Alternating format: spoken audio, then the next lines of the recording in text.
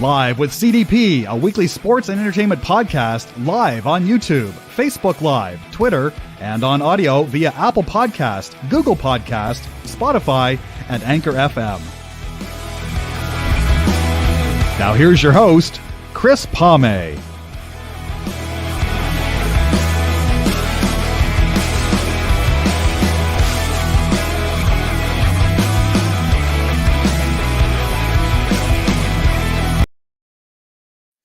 Good evening, everybody. Welcome to Live with CDP Sports Podcast on this Friday, July 29th, 2022, Season 4, Episode 14, which is hard to believe.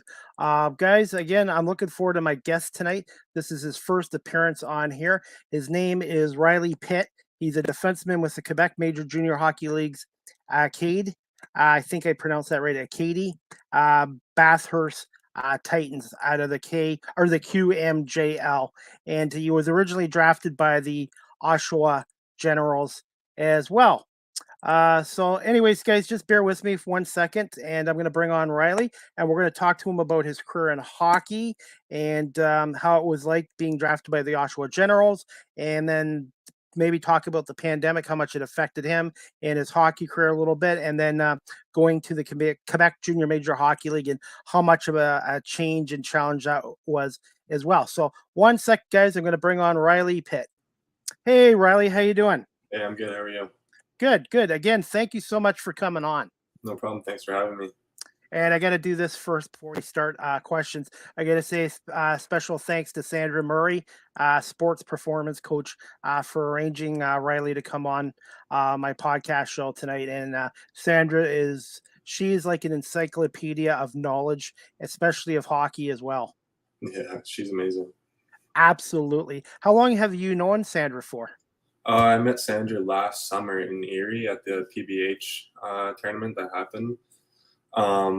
She came up to me. She was looking for me around the rink and whatnot, and I met her after one of my games, and we've just talked ever since then. So about a year now I've known her.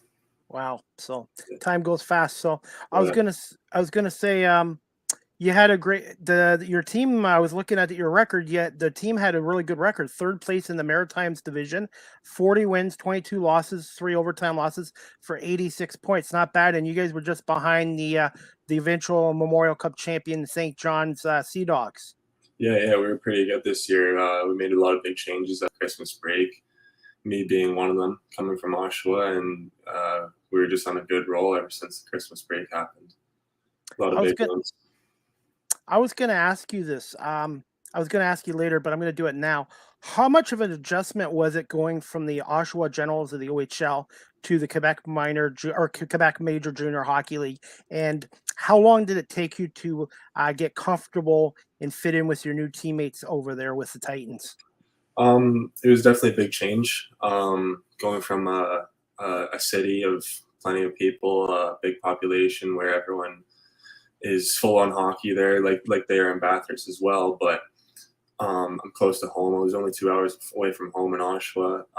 So making the move from Oshawa to New Brunswick was huge. I'm now 15 hours away from home. Don't get to see my family every other weekend. There's a lot of French there in that city or in that town. So getting used to that was hard. I still am not very good at French. New family, of course, new billet family, new guys. But I feel on a hockey team, you're able to click with guys very easily. So coming to Bathurst, I was able to click with the guys really easy. They're all great and very nice and helpful towards me. And it was definitely a big adjustment, but the guys on the team definitely made it easier. And I ended up living with a great family as well. So. And I was going to say, I'm trying to remember the coach of the Titans too. I think Jason Clark, he's their head coach and general manager as well. Yeah, that is correct. Okay, well, I'm going to put you on this question. Just quick thoughts on Jason Clark and the Titans coaching staff this season and ownership. And obviously, we've mentioned Sandra Murray already. Yeah. I love Jason. He's a great coach. He's definitely has a different style, and he's pretty hard on you too. But I think that's something you need at this level. He's a great guy. He's a great guy to talk to. You can have great conversations with him, whatever you want. He's always a phone call away. He's always able to pick up his phone, how to talk. But just his coaching style on and off the ice is great. Like I love the way he coaches. I love the way if he's telling you things, he'll stay on top of you about it until you get it, and he'll show you. He demonstrates. He's a great coach in that type of way, and I love him. And Sandra's been great to me as well. She's always been a person to talk to about whatever, and she's always checking in, seeing how I'm doing. She knew that the move for me wasn't easy to New Brunswick.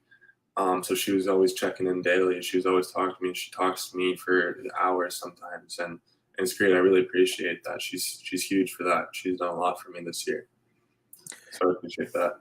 I was going to say, I do camera work for Rogers TV, and I do camera work for the Gold Storm games, and I get to see behind the scenes more than the average fans of the players and stuff like that. And the fans don't realize you guys are just not hockey players; you're human beings too. Yeah. And you guys are all between the ages of 16, sometimes 15, between 16 and 20. And this is the first time you've ever moved away from home. You got to play in a new city, a new team. And the OHL is quite a jump up in leagues as well. And I think it's important to have performance coaches and people check on your mental well-being as well. You have to obviously keep yourself in physical shape for hockey, but I think your mental well-being is just as important. Yeah, for sure. Like being in a major junior team is it's fun and all, everyone thinks that it's great and it's amazing, but you get those days where you're just down or whatever, you're not feeling it. And that's going to happen. So being able to have people to talk to during those times is amazing, and it's great. So you got to really value those people. And it again, it's not easy some days, but you get through it. I was going to say, how did this all come about? Going from Oshawa to the Titans, was it just you wanted more of you wanted a little more opportunity to play and stuff like that? Yeah, pretty much. My time in Oshawa was good. I was developing as a player, but I felt like there was still room for me to develop more and quicker. And I felt like my spot in Oshawa just wasn't a great fit for me, which happens. That's okay.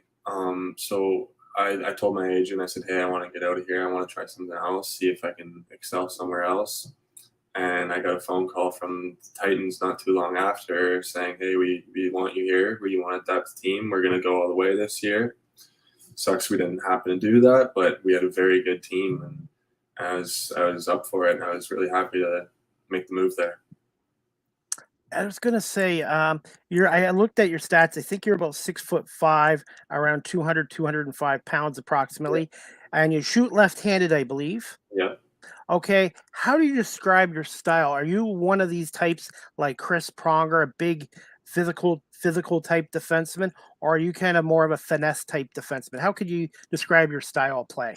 I think these past few years I've turned into more of a defensive type player. I'm really aggressive and play the body. I love to be able to chip into the offensive zone sometimes, make a couple of rushes, make some nice plays. But I think this past year or two now I've been really defensively and really aggressive and loving to play the body and just being a big threat on the back end. Okay. Did you have a favorite NHL player when you were growing up, and especially a defenseman? And if they kind of influenced you into playing defense in junior hockey and stuff like that? Yeah, growing up, my favorite team had always happened to be Montreal. So my favorite player was PK Subban growing up. Good choice. Yeah, I thought when he was younger, he was just one of those guys I always looked up to. He had the offensive skill, he had the defensive skill. He loved to play the body. I thought he was an overall well-rounded player, and that's just who I modeled my game after and made my decision to play defense.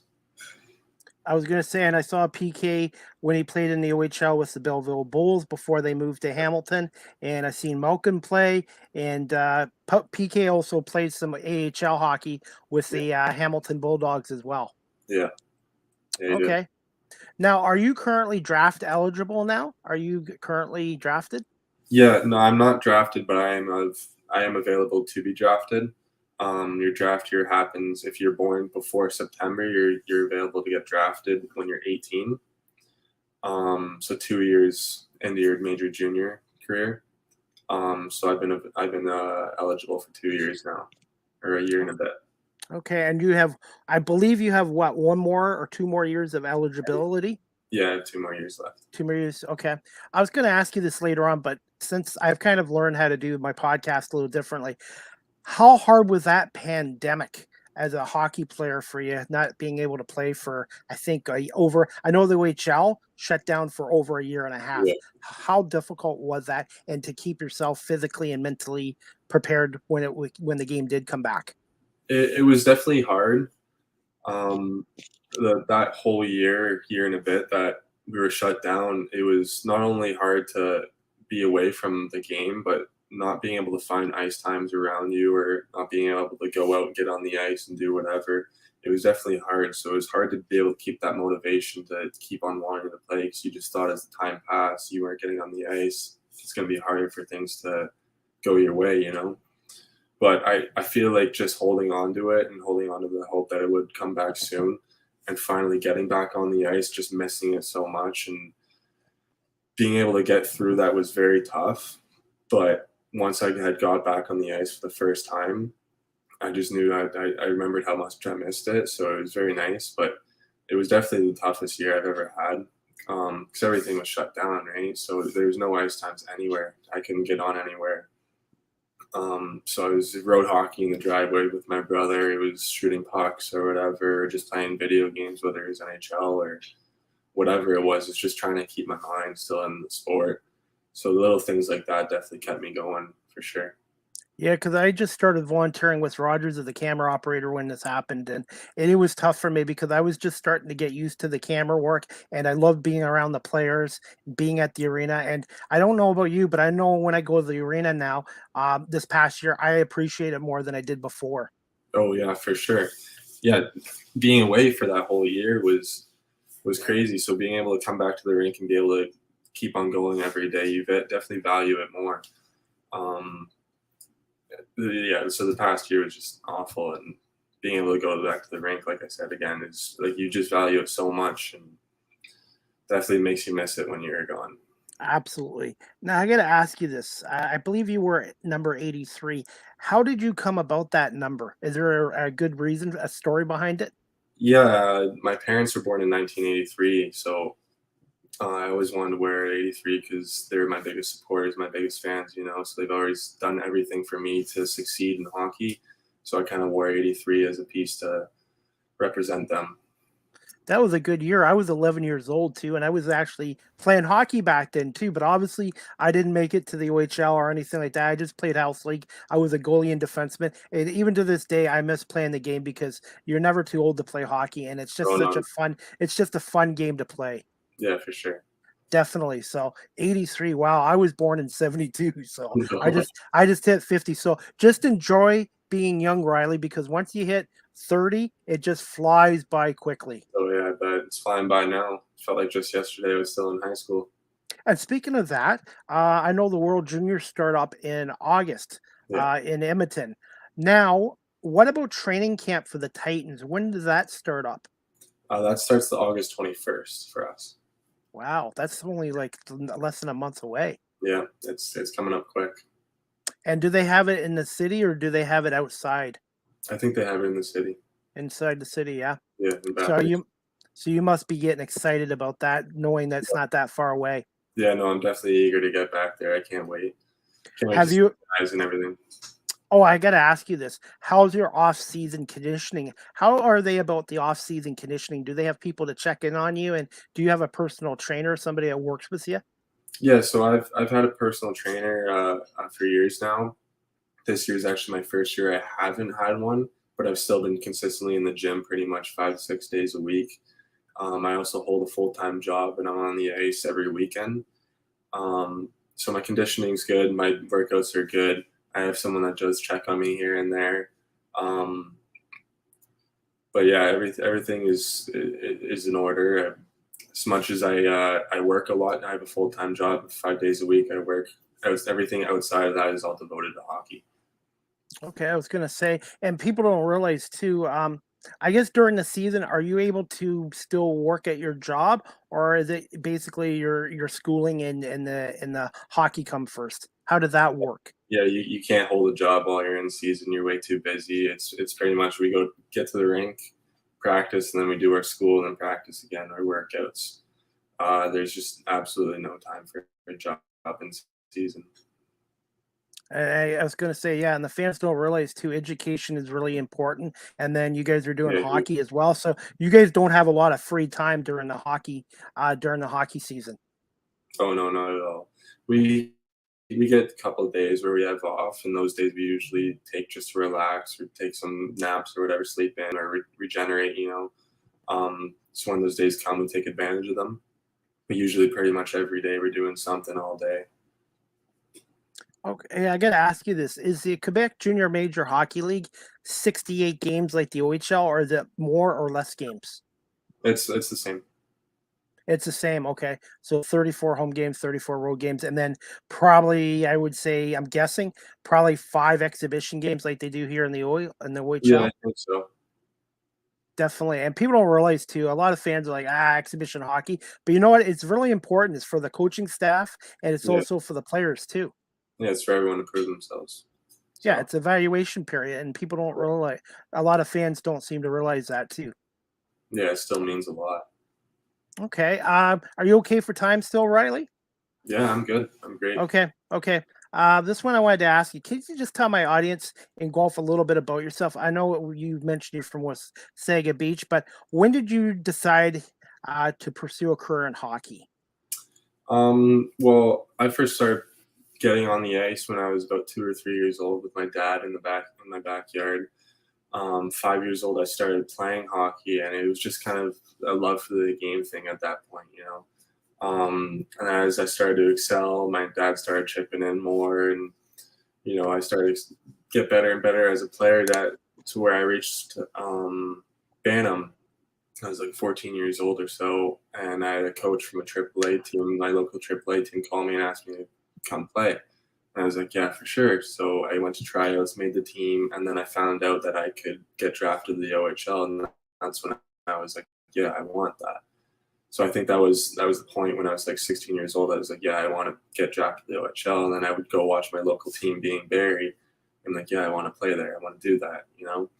So just being able to be a young kid at a high level and being able to see what the next step is, I think that's when I truly realized that I wanted it.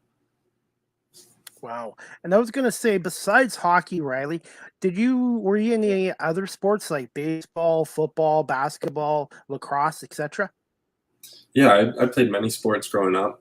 Some sports I only played for a year. So like I played football when I was a kid for a year. I played lacrosse for a kid when I was a kid. I played soccer growing up, just little things like that. I golf a lot, but I think that's just a normal, typical hockey player thing. I've just been pretty well. If it's not organized sports, then I've played every single sport there is. Um, Wow. yeah, so I'm always out doing something active. Whether if it's not hockey, then I'm playing basketball. I'm throwing a ball around, frisbee, whatever it is. I noticed when I was doing the Storm games, I'd have to get there a couple hours early for setup, and a Yeah, lot of the players would always play their soccer ball. Is that the yeah, case with the Titans too? Because some of the guys actually played soccer. Daniel Chaika from the Storm, he loves soccer, and now he got drafted by Vegas, and they always seem to love doing the soccer ball routine. So you guys do that too with the Titans? yeah. I think every team that I've been on within the past 3 years, we've Yeah. always played soccer. It's just an easy thing to do that gets your legs moving before a game, gets your kind of hip flexors going and whatnot. So I think that's just something that's typical with every team. But it's something that's so good for you before a game, kind of get your legs moving and blood flowing. So yeah. Yeah, and I'm kind of lucky because I get to see this before the game's doing the camera work that the fans don't get to see how much work you guys got to put Yeah. in before even a game. So, okay, next Yeah, question I yeah, wanted we're to there ask you, hours Riley. before. Oh, I was going to ask you that. I know with the camera guys, they want us there 5 hours ideally before game time because it's a lot of work to set up, and in case there's any issues or whatever. For you guys as junior A players, ideally, how many hours do they want you before a home game, I guess, to arrive at? Um, Being on Oshawa and Bathurst, they both told us 2 hours before the game, but sometimes I like to be there 2.5 hours early. Very rarely, but sometimes 3 if I feel like I have to get myself extra prepared for a game, whether it's 10 more minutes on the bike or 10 more minutes for a little jog or stretching, whatever it is. So usually we are there 2 hours or more before a game. Okay. Now I got to ask you this question. I know I was superstitious when I played. Do you have any rituals or superstitions before a game? And you like how you like your stick taped, or how you like things set up for a game? Yeah, when I first get to the rink, first thing I do is take my stick. Then I always go for a jog around the rink and I stretch with my team. And then at the 20-minute mark before warm-ups, I always take a seat and scan the ice. Sit somewhere in the stands, scan the ice, and just try to visualize the game. And then with like 15 minutes left until warm-ups, I go back into the room, put my headphones in, just try to get myself dialed in. Other than that, I just have a little thing, like I always put my left side of my gear on first. It's just something I've always done. Left skate. Actually, actually, I did that when I played many years ago, by the way, back in the 80s. I guess I'm left-handed, so I always did everything on the left side. Yeah, for some reason, that's just been my thing. I just felt weird if I put on my right skate first, my right shin pad. It's always been my left side. Definitely. I got to ask you this question too, because I do this with a lot of my guests as well in every profession. Did you have any mentor or mentors when you were first starting playing hockey? You mentioned your dad and your mom, but was there anybody else that kind of gave you guidance when you're starting up? Yeah, I feel like I've had plenty of people that have kind of mentored me throughout. A lot of family members, my grandparents, whatnot. A lot of people that I happen to be close with that have been in hockey and have grown up playing junior hockey or whatnot. The biggest one has definitely always been my dad or my grandfather. They've kind of led the way for me. But then I've gone from team to team and I've held relationships with different coaches and different teammates and whatnot, and family friends. They've been big mentors for me. So yeah, just kind of getting to know people and then them telling me things throughout my hockey career and helping me along the way. Besides my parents, I've had many different people help me out. And I was gonna say, and that's huge in any career too. If you can have a mentor or mentors and stuff like that to give you guidance. And I've been lucky with what I'm trying to do here with my podcast show as well. Yeah, for sure. Definitely. Now I got to ask you this question. Can you just tell us about the Titans organization? They won the Memorial Cup in 2018. Yeah. Just before you got drafted to the OHL. And we've already talked about the coaching staff. So you just tell us a little bit about the Titans organization and what the fan support is like that, what the fan support is like that in Bathurst. Yeah, so I think the organization in Bathurst is amazing because winning the Memorial Cup not too long ago in 2018, I feel like we still have that feeling of success, and I feel like we still want that really badly again, you know. So I think everyone a part of Bathurst is very well driven to win again. So I think that's huge, just coming out of a win not too long ago in 2018. Everyone's great. Everyone's so nice. They're very supportive with you. They always talk to you. They always make sure that you guys are doing okay. But besides that, again, to say that they're all very driven to win. And then the city of Bathurst is just a great city. All the fans are amazing. It's nice because it's a small town, so you feel like everywhere you go, everyone knows who you are, and everyone's tight. Everyone knows each other, so it's pretty cool like that. You show up to the rink and everyone knows who you are, and everyone's so excited to watch the Titans play. And we get a pretty good pretty good amount of fans at every game. And so to live in a town like Bathurst, I'm very appreciative of that. Fans are amazing. Okay. Now I got to ask you this too. There's always been a stereotype, even when I started watching the OHL 40 years ago. The Quebec Junior Hockey League is just pure goal scoring, no defense. The OHL does everything, and then the Western Hockey League, is that stereotype true, or do you find that's just a stereotype that's been wrong for decades? Because it's always had the perception the Quebec Junior Hockey League is just pure goal scoring, which they've had great goal scorers, but nobody plays defense there.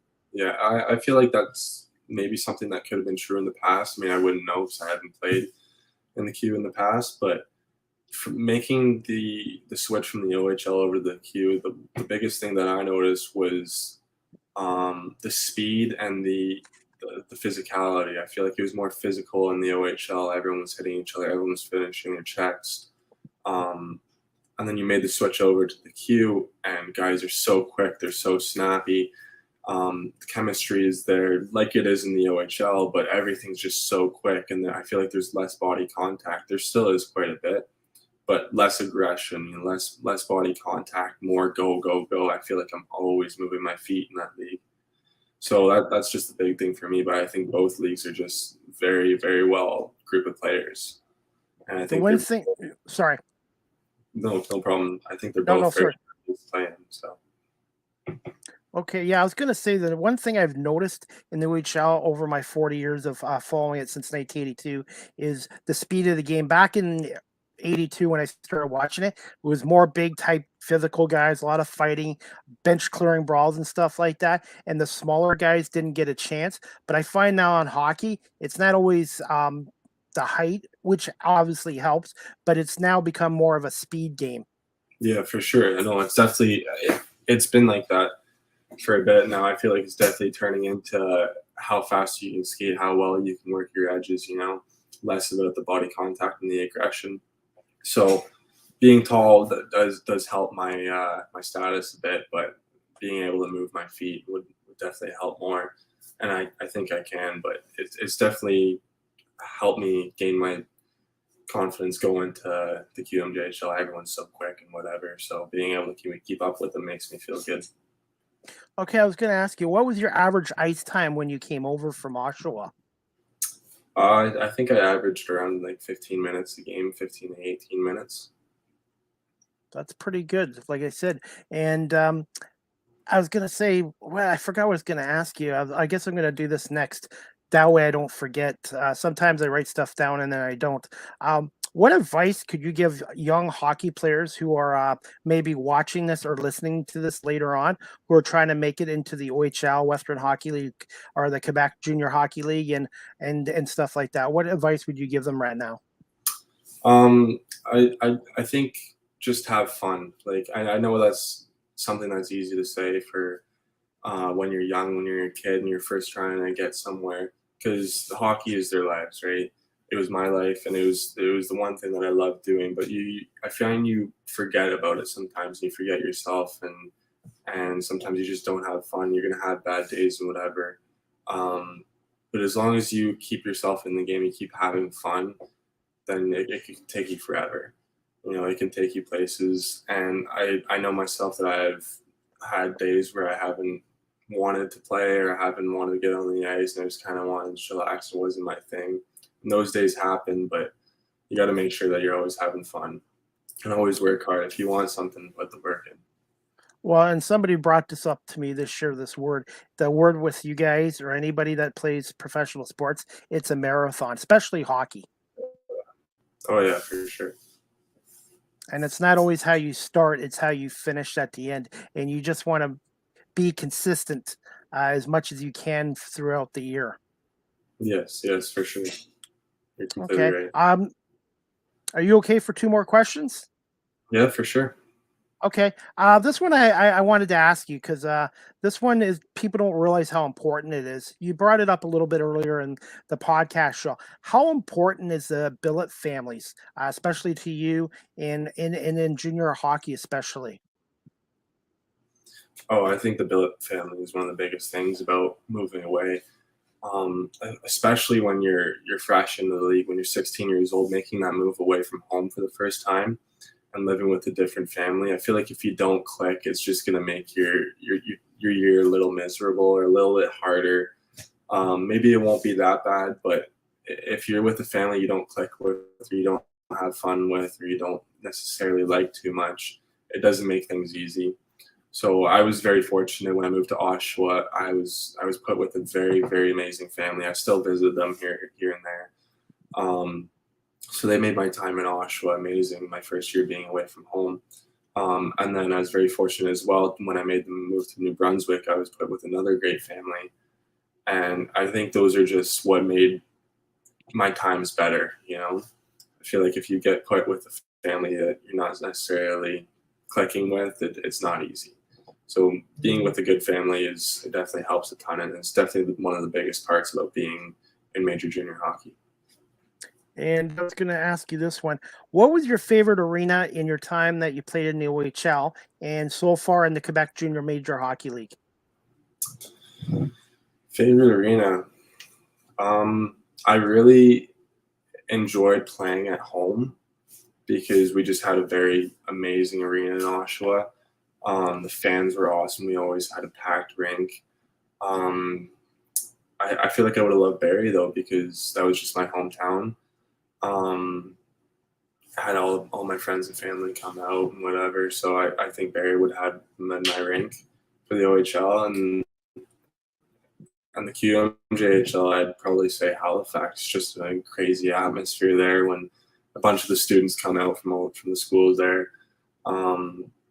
Just a really nice dated rink and whatever, up-to-date rink. And it's just crazy being able to play there and get the crowd going, So it'd be Halifax for me. Okay. Did you ever get to play at Budweiser Gardens in London or the Sleeman Center in Guelph? No, I never have. This year was tough because we never crossed over the other division this year, so I didn't have a chance to play there. I wish I did. And you know what? And that's the thing I'm looking forward to this year. I really miss not seeing the East teams this year. The only game I did see for the East was the OHL Finals. I got to cover Game 5 of Windsor-Hamilton in First Ontario Center, which I still call it the Cops Coliseum. And that was a great series. Were you able to watch any of that OHL series between Windsor and Hamilton and then the Memorial Cup? I didn't get to watch a lot because I was really busy with hard work and my training and whatnot, but I had watched a lot of the highlights, and it was crazy. It was very intense. I would have loved to be in that moment with them, or with my team in that case. And what are your expectations for this year's team? Do you feel that you guys are a Memorial Cup and league contender? I feel like we can be, yeah. I feel like we have a great group of guys. I feel like we work together and get our chemistry up. And I feel like with Jason Clark being a coach, we can very well do good things and get pretty far. It's kind of hard to decide now being away from the team, but I'm sure when I get back and we get all the guys together and we end up clicking more, that we very well could be a Memorial Cup team. I'm definitely going to have to follow the Quebec Junior Hockey League a little more this year, and the Titans as well, just because having you on my podcast and giving me time to talk about your career in the Quebec Junior Minor Hockey League. Yeah, for sure. You got it. And Sandra Murray just put in a comment. She just said, Riley is not only a big defenseman, but has a big personality, demonstrates skills, natural leadership, and character. Mental game is on point. It is deserving for a free agent contract into the next level. Yeah, Sandra's great. I love her. Yes, she's like I said, I've only known her for a couple months, but it feels like I've known her for years and stuff like that. So, what else was going to ask you? Who are some of the top players that you went against last year in the Quebec Junior Hockey League? There's many guys. I feel like there's a good guy on each team that we played last year. Halifax had Zachary Leroux. He was a great player. I thought Cormier on Charlottetown was a very good defenseman, very well-rounded, did his job very well. Xavier Perron on Sherbrooke was a great forward. Small, short little guy, but he can move his feet very well. He's great with the puck, and he was very hard to defend against. I think those three guys are the ones that just click into my head right away when you say that. I think those are the ones that are hardest for me to play against. Now, how far did you guys get along in the playoffs last year? We had only made it to the second round. We ended up losing to a very good team, being Charlottetown. We went head-to-head with them all season, so sucks we lost to them, but it was a good, hard-fought battle, good series between them. And I was going to say, the St. John Sea Dogs, they were put out in the first round, but were you surprised or not shocked that they won the Memorial Cup? I wasn't surprised, but I wasn't shocked either. I didn't think they would, but I thought I knew that they were a very good team, playing them multiple times this year, and I knew that they would compete very well against the teams that were attending the Memorial Cup. So I wasn't surprised, but I wasn't shocked. They definitely are a hard team to play against. So seeing them against Hamilton, being another team I played against this year, I was excited to watch that game, and seeing that happen, seeing St. John's won, it wasn't a surprise. Okay. And you did mention the Montreal Canadiens. Do you think they will be much improved this year, being a Canadiens fan? I mean, I hope so. They're my team. I don't follow them too much anymore because I'm kind of more into my hockey now. But I do hope so. Not a very good run that last year after going to this finals. Stanley Cup. Yeah. It just shows you every season in hockey in any sport is different. There's no guarantees. And to me, I'm biased here. I think the hardest championships to win in sports are the Memorial Cup and the Stanley Cup. Oh yeah, for sure. I couldn't agree less or more. Okay, and we already talked about what advice. Now, if somebody wants to follow you on social media, Riley, what's the best way they could follow you? On like Twitter, LinkedIn, Facebook, etc. If you're on it somewhat. Yeah, Twitter would be RileyPitt.83. I don't use Facebook. Another one would just be Instagram. I use my nickname as my username, PITTEE, and then 4 R's after that. Okay.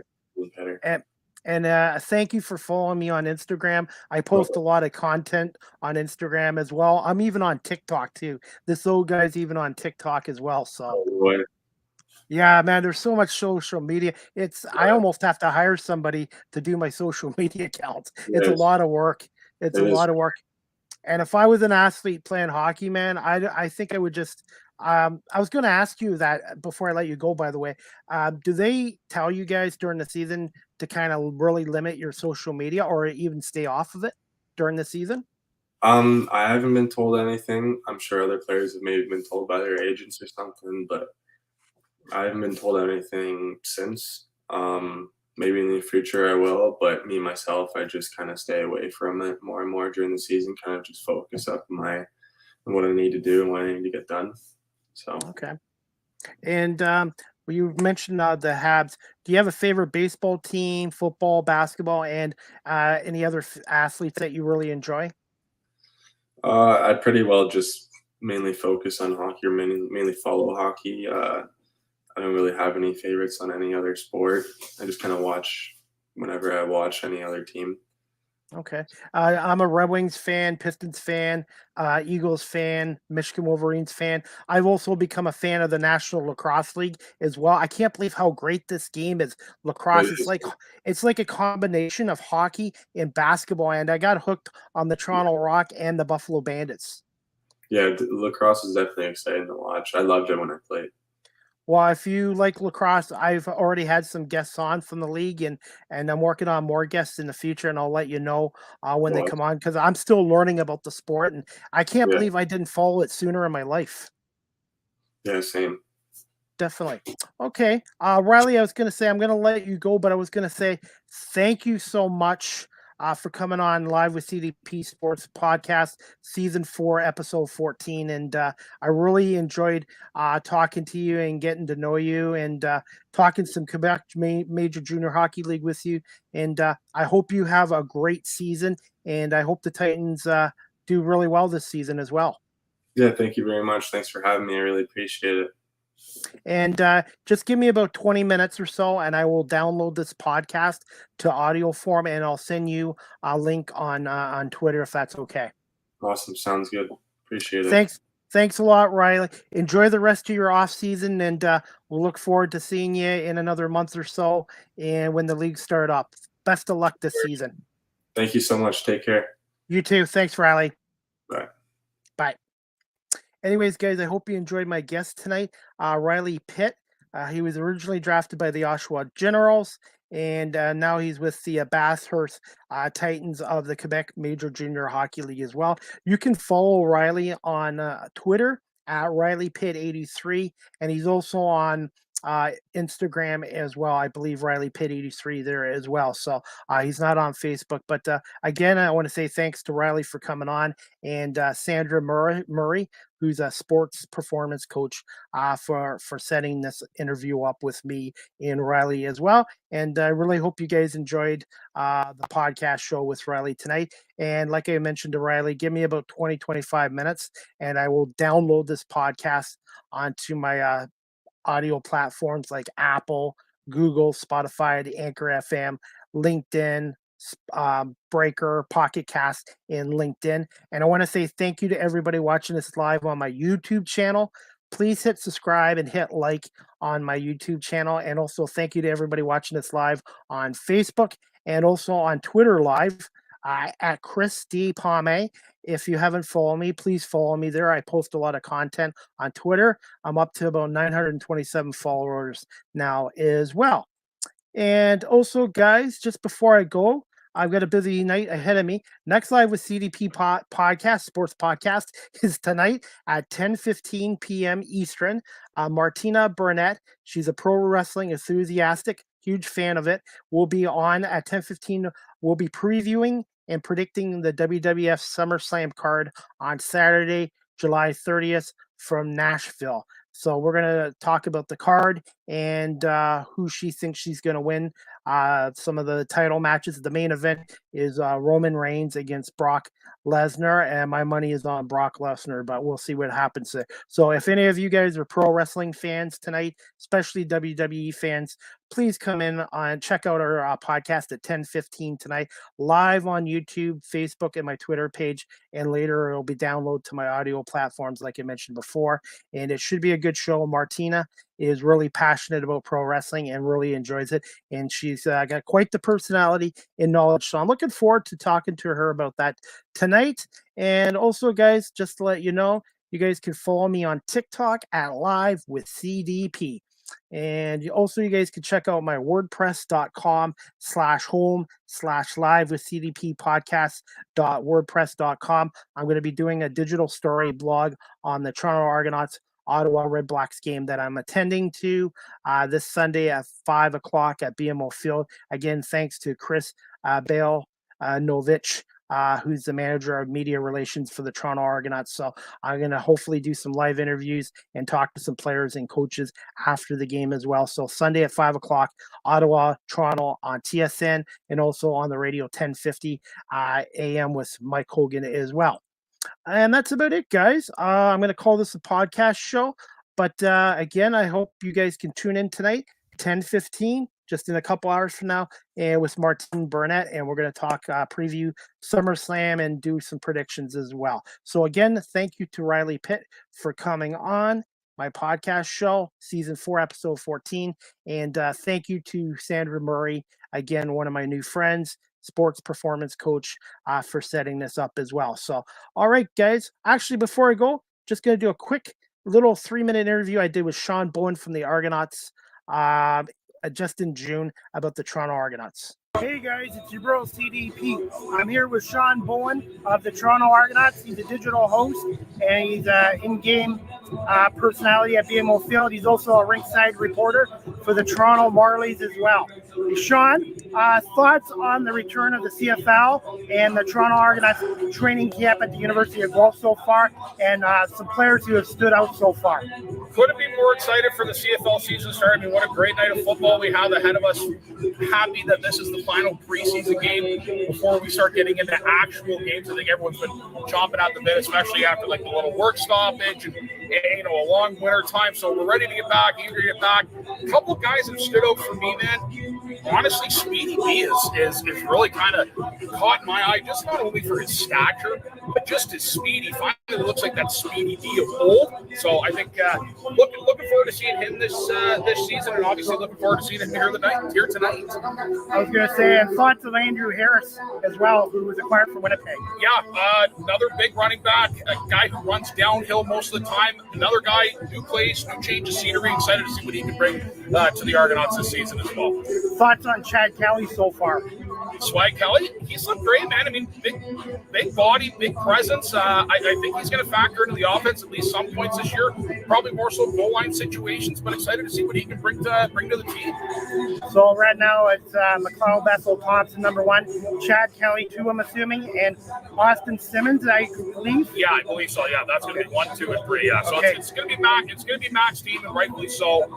He played awesome for us last year throughout the course of the season. Unfortunately, didn't end the way that I think Mac wanted it to end in that East final. But hey, it's determination. It's a little fire underneath his bottom and getting ready for the season. What else do the fans have to look forward to from this 2022 Toronto Argonaut team this year on the field and at BMO Field? We've got a ton of content coming out this year. Really excited about it. I can't really say what it is, but we've got Argo's Marketing Day coming up next Friday. So we got some new products, some new adventures with some players. Going to kind of get them off their seat, a little uncomfortable. So it's going to be fun doing that. And as for on the field, man, I'm telling you, this is the players would say this is going to be a movie, and I honestly think it's going to be a movie this year. I think we got a really great team, so put the East on notice. How many wins are the Argos going to win? Prediction. Put you on the spot.